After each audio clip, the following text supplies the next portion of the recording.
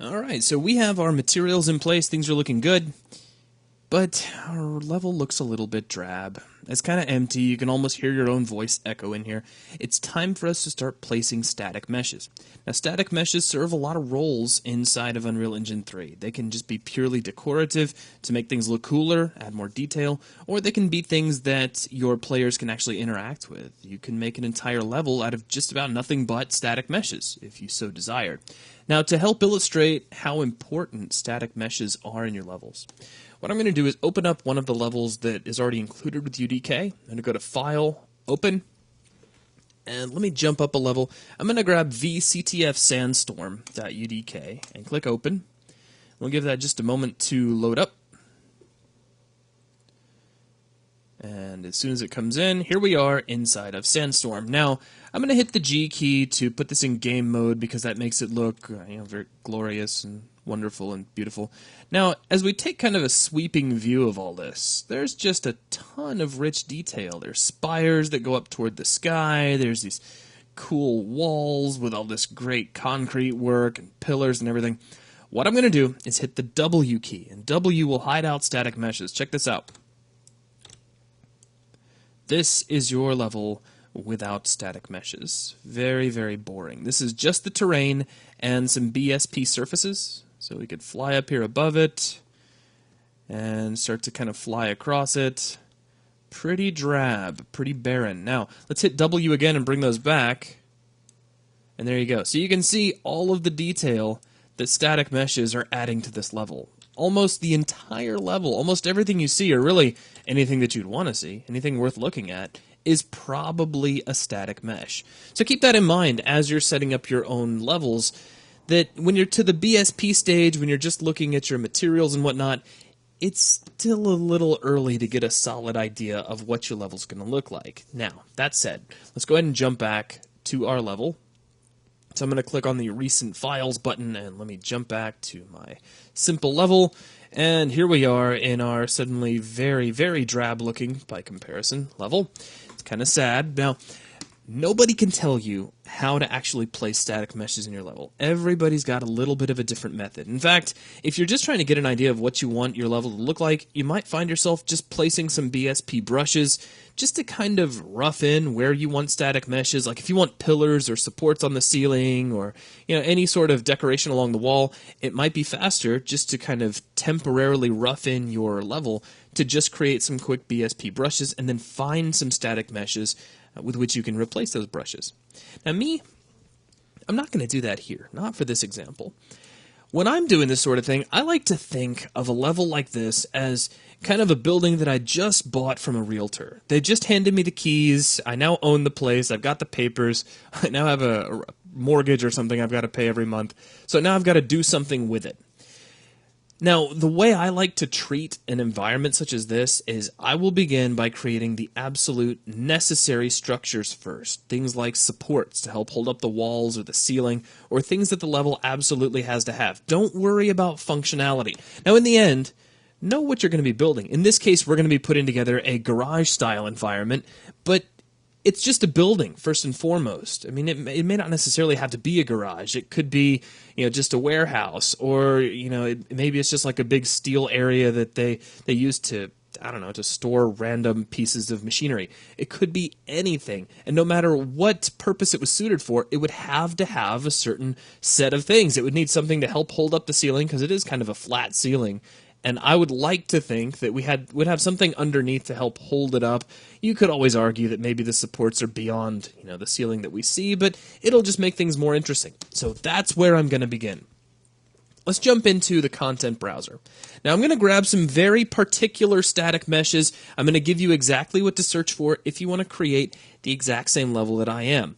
However, as I mentioned with the materials level, I highly encourage you to strike out on your own. If you want to build an entirely different environment with what you have at hand in terms of static meshes or even materials, please do that and try something completely different.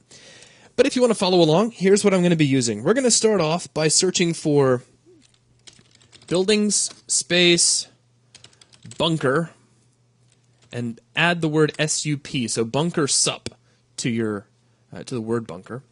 So now we can see 3 separate supports. You can really pick any one of these. I'm just going to grab bunker sup A3, which is our third one. Now I'm going to restore down my content browser, make it a little bit smaller, and then just drag this right here into my view.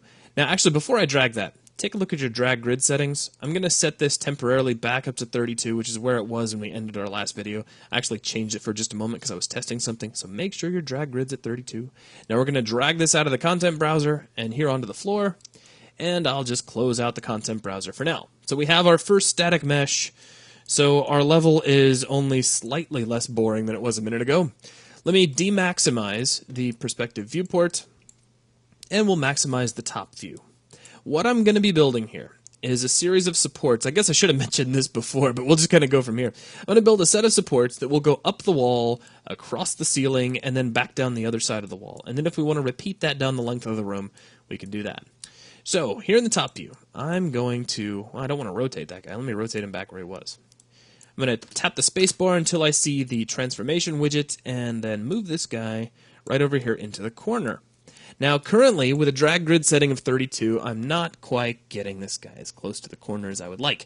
So I'm going to set this down from 32 to 8, and we can snap that over a grid space and snap it back one. And now it fits pretty snugly into the corner. If you look, there's a tiny little gap there, but that's a little bit too low of a gap for me to really be concerned about.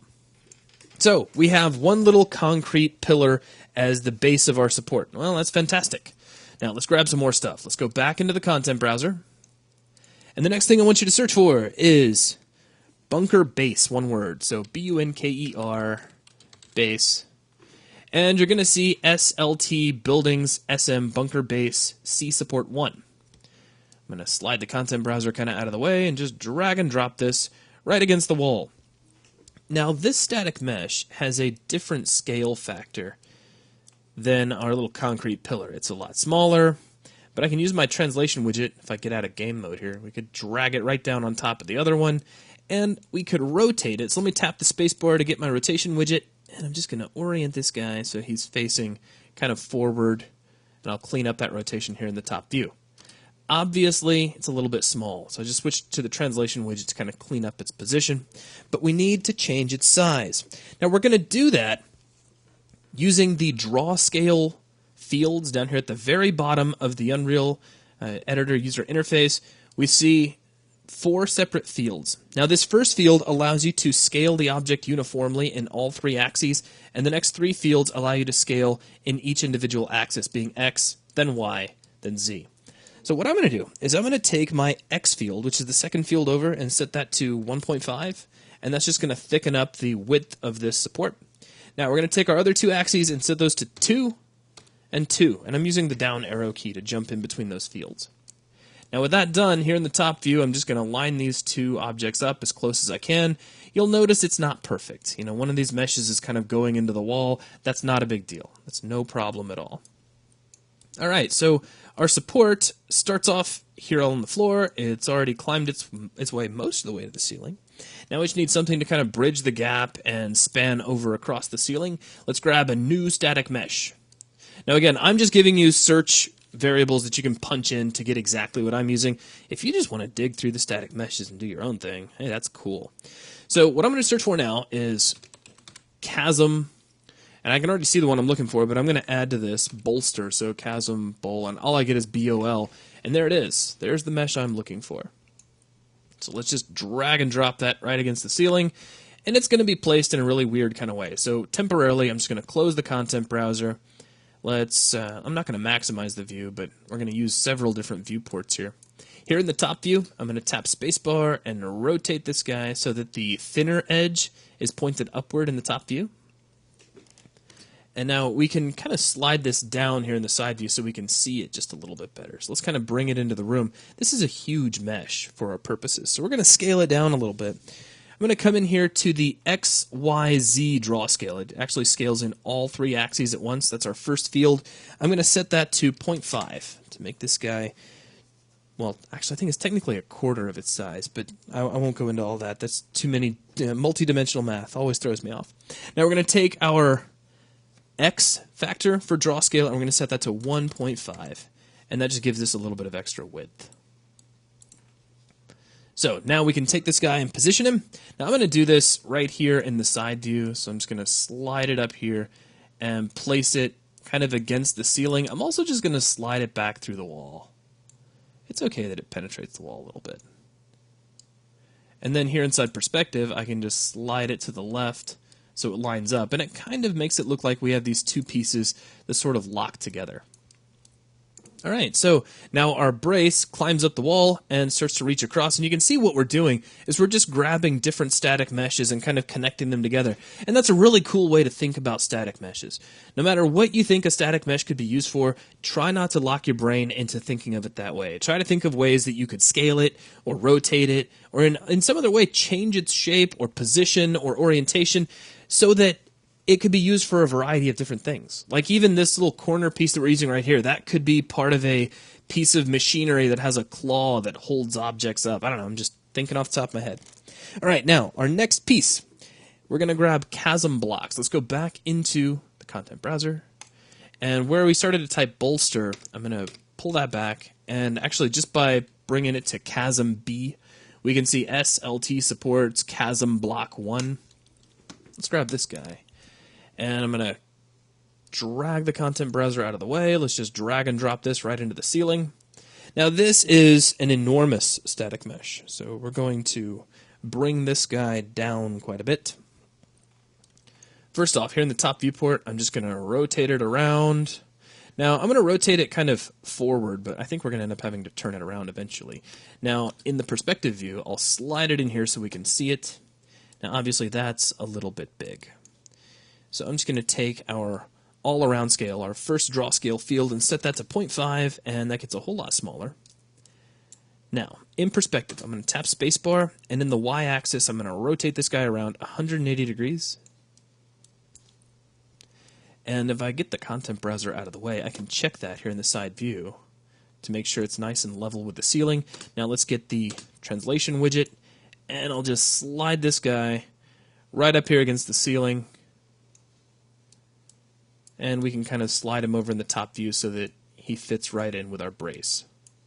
So it's like two surfaces that kind of lock together. But you know what? I actually think I want them to lock in the opposite direction. So I'm going to take this guy and in the top view, rotate him around 180 degrees again, and then we'll just slide him back. And really, it's entirely up to you. If you wanted to click together in a different way, then you have that power. That's why you're the level designer. I'm just the guy trying to show you how to use the editor. All right, so now we've got that far. We still need to reach the rest of the way across our level. So what I'm going to do is reuse one of our existing meshes. I'm going to grab this guy right here that's kind of halfway up the wall. I'm going to hold down Alt and drag him forward in the X-axis. Tap the space bar, and here along the green Y-axis, I'm going to rotate that guy forward 90 degrees. And a little bit further, make sure he's nice and flat. And then we're just going to slide him up to the ceiling. So let's actually use our side view here. And I'll just kick that over. Now, I wouldn't mind this guy being just a little bit bigger. So I'm going to come over here to my settings, and let's just start off by setting all these to 1. Because if I'm going to change my scale, I like to have a base scale to work from. So we'll start off with 1. Now I'm going to take my first field, which will scale uniformly, and we're going to set that up to 2.